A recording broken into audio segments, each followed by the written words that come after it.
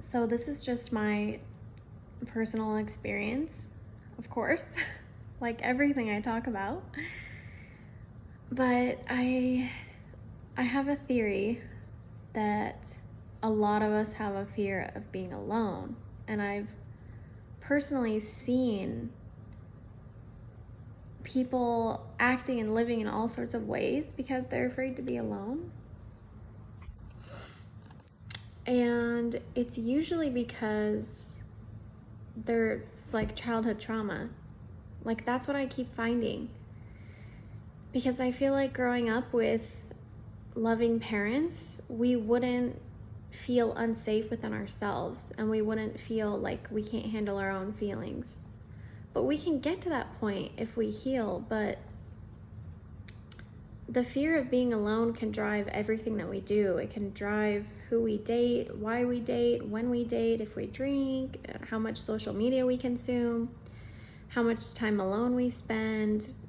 I mean, if we also can't be alone and like slow down our mind and our energy, then that's gonna like mess with our manifestation and our mental health and our physical health. But I'm here to tell you that, and you might not like this, to face the fear of being alone, you just have to be alone. But like, not just single. I'm talking about like not talking to anyone or dating anyone or sleeping with anyone or having friends that you know in the back of your mind are kind of backup options and you kind of get emotional hits off of them and they make you feel like you're not alone. Like some people say that they're single, but they surround themselves with beautiful members of the opposite sex. And to me, that is a huge indicator that they have a fear of being alone.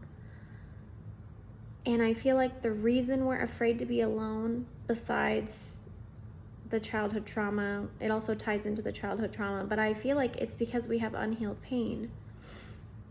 And you would be surprised how quickly that pain will actually heal if you just face that fear and be alone and emotionally process while you're being alone, which basically just means allowing yourself to feel your feelings right when you feel them and not distracting.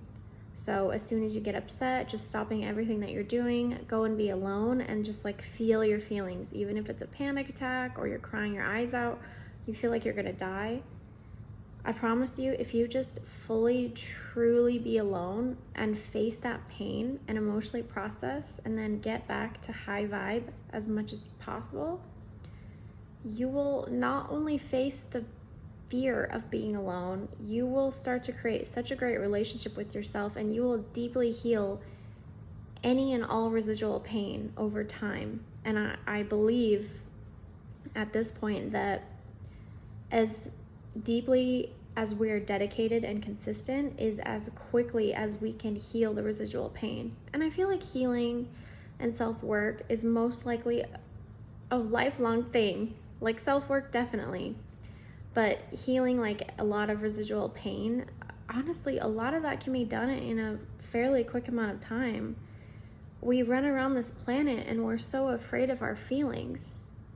And we feel like we don't have control over them, and we feel so affected by all the outside stuff. But what we don't realize is that we can change our thoughts, and our thoughts affect our feelings, and then that affects our actions, and then our behaviors, and then our patterns, and then our perception of reality, like everything. So if we can change our thoughts and feel our feelings and face the fear of being alone, like we will have so much better lives, honestly. And take it from me, from somebody who years ago was horrified to be alone and was living very unhealthily.